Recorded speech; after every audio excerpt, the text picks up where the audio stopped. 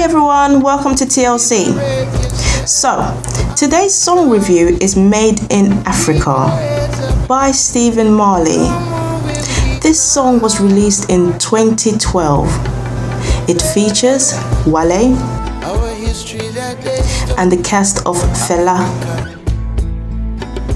They are all Nigerian artists.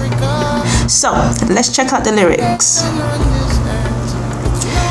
Marley opens this song with a voiceover, which says, "Scholars and scientists now conceive that Africa is the first place of mankind. Africans were the first builders of civilization. They discovered mathematics, invented writing, developed sciences, engineering, medicine, religion, fine arts, and built the Great Pyramids.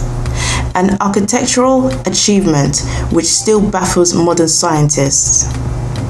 So that's what Stephen says. Through factual evidences, we know that the oldest human fossils were found in Ethiopia.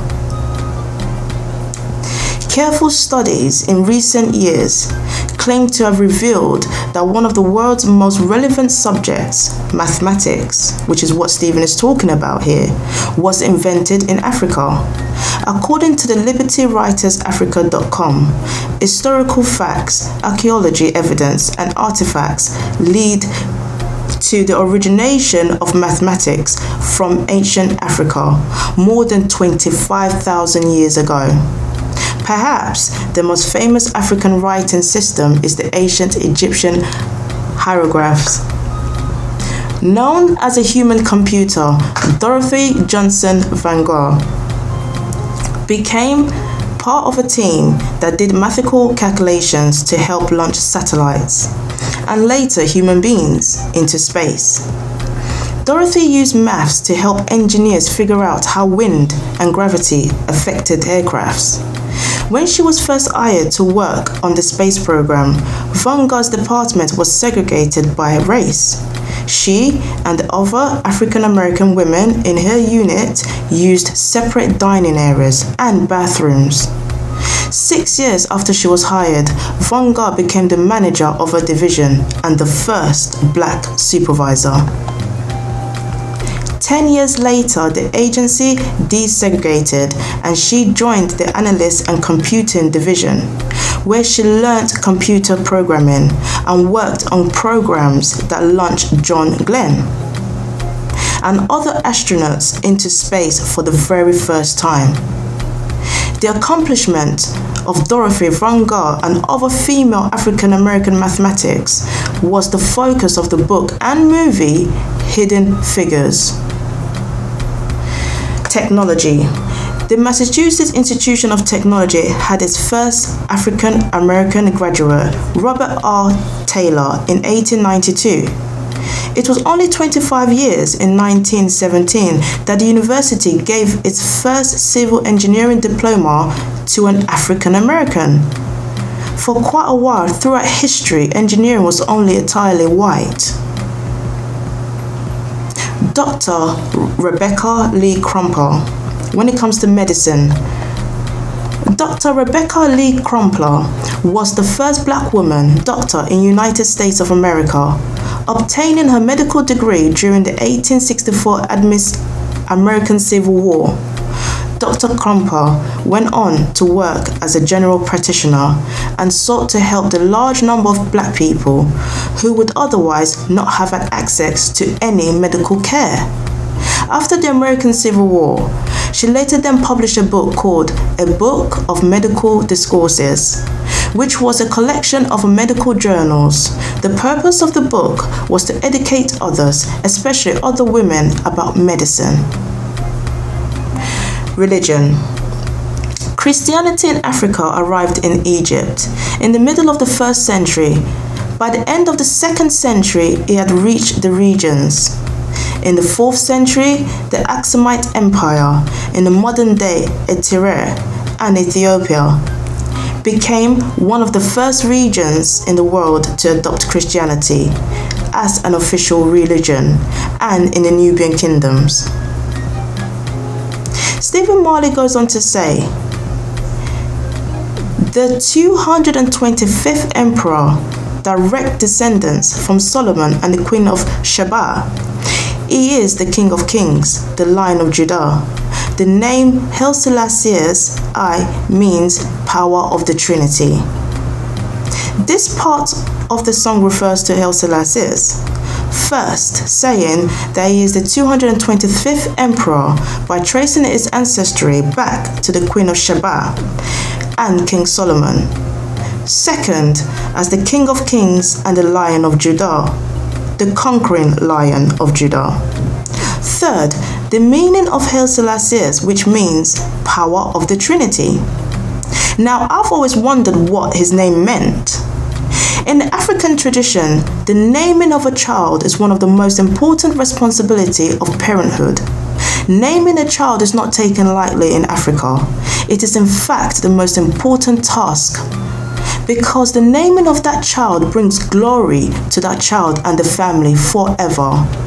Africans can give their children names from 1 to up to 7 names, sometimes even more. So, Haile Selassie's name means power of the Trinity.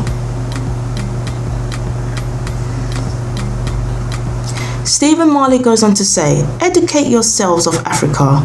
To liberate yourselves, Africa. Keep your heads up high. No more will we cry.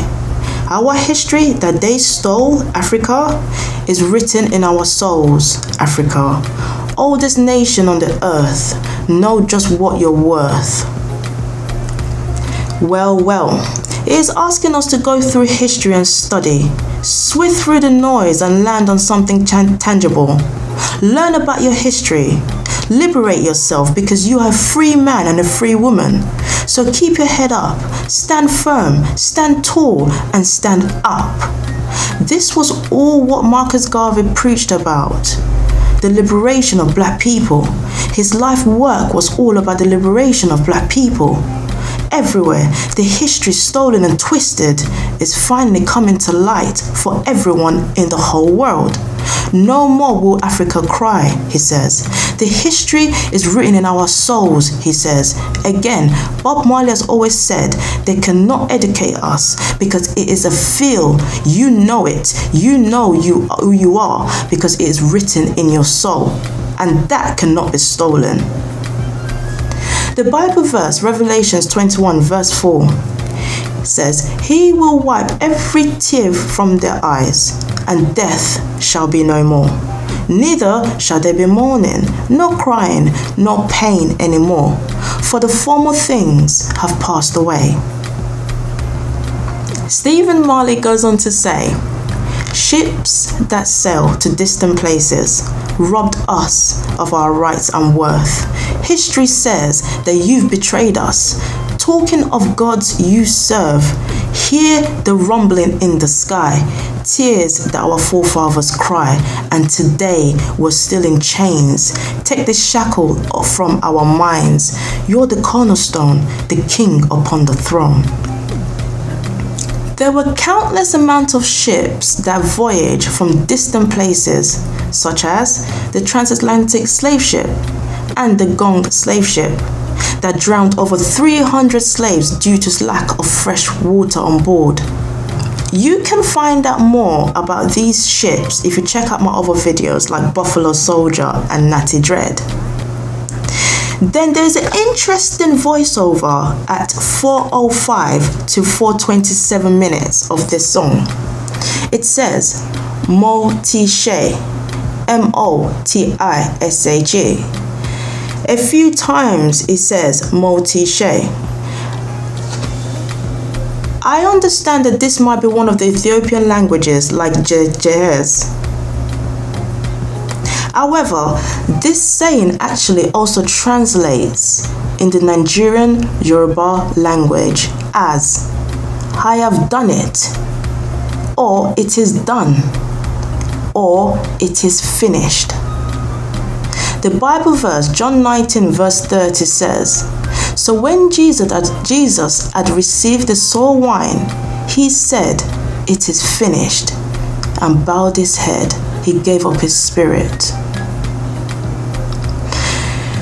Stephen Marley goes on to say, "How beautiful art thou, Africa. All nations have to bow. Africa, don't you fall from grace. You are the secret place." Stephen is telling us in the same way as his father Bob Marley did, that people will fight Africa when they see her light. By saying all nations have to bow Africa, he is saying the obedience and respect will eventually come to Africa. Bible verse Genesis 49 verse 10 says, "The scepter shall not depart from Judah, nor the ruler's staff from between his feet, until the tribute comes to him, and to him shall be the obedience of the peoples." The messages in this song is trying to convey that everyone needs everyone.